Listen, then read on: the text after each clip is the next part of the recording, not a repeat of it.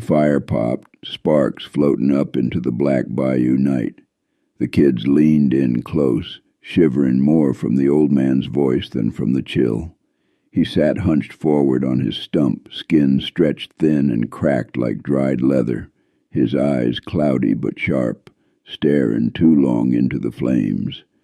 His smile showed broken teeth and gaps like a picket fence long rotted. They called him Grandpa Cockroach on account of how he always survived. Wars, floods, fires, nothing seemed able to kill him. He cleared his throat, spat a dark glob into the dirt, and began. "Y'all ever hear the story of the Cajun boys?" His voice was low, crawling out of him like smoke from a coffin. I reckon you ain't. Well, settle in, 'cause once you hear it, you'll wish you hadn't." The fire hissed as he leaned closer. "Long time ago, before this swamp was nothing but rot and fog, there was 3 souls who got twisted up by the bayou. Jesse, Cousin Catfish, and me." The kids froze. He grinned wider, letting the words sink in. Jesse. Jesse weren't always a monster. He was my kin, strong boy, handsome too, back before the fire, worked at the old mill by the factory.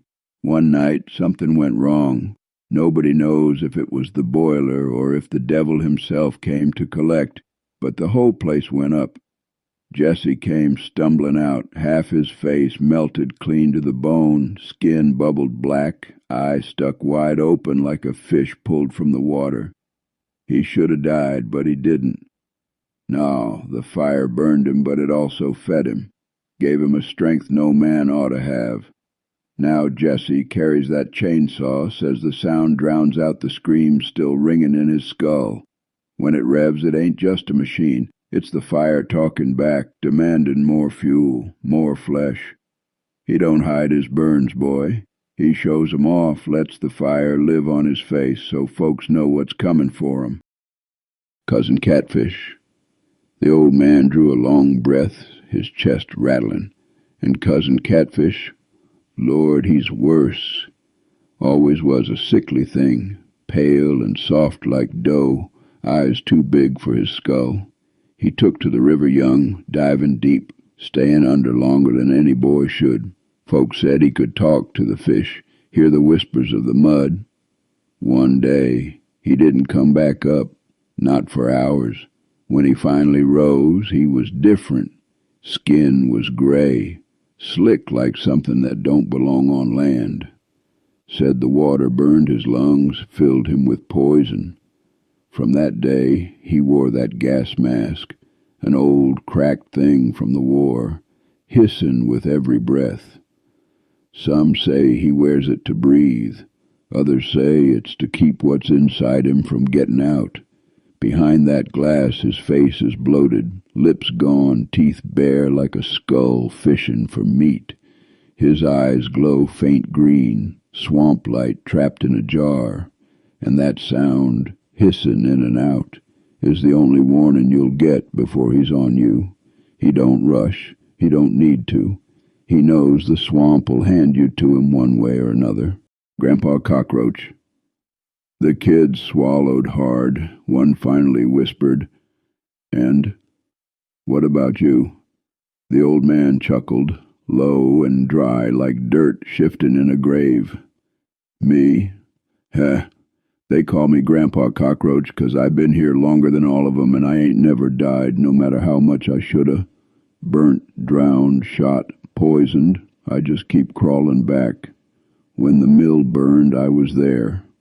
When Catfish came crawling out of the water, I was there. When Jesse picked up that chainsaw for the first time, I was the one holding the gas can. I seen it all. I ain't human no more, not the way you are. My skin's tough, cracked like old bark. My eyes clouded white, see more in the dark than in the day. I survive what kills others. That's what the swamp made me. The Cajun boys ain't just Jesse and Catfish, boy. It's me too. I'm the one who keeps the stories alive so folks remember to be afraid. The teenagers. The fire cracked loud, making the kids jump. Grandpa Cockroach leaned in closer, voice dropping to a ragged whisper. Those teenagers thought they was smart, thought they'd prove the legend wrong. First one laughed at Jesse's burns. Jesse made sure his laugh never ended. Second one tried to fight Catfish, but when that mask hissed in her face, she breathed him in, and she ain't never breathed out. Third tried to swim, thought he'd outsmart the swamp. But Catfish always gets what goes under, and the last one, he almost made it, almost, but he turned around when he heard my voice calling him from the dark. He thought I was helping him, but I weren't. I led him right back into Jesse's saw. The grandpa's grin spread too wide, shadows cutting hard across his face from the firelight. So you see, boy, the Cajun boys ain't just monsters hiding in the bayou. They're part of the swamp now.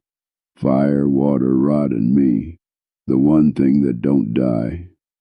When you hear that chainsaw, when you hear that hiss, when you hear my voice whispering your name in the fog.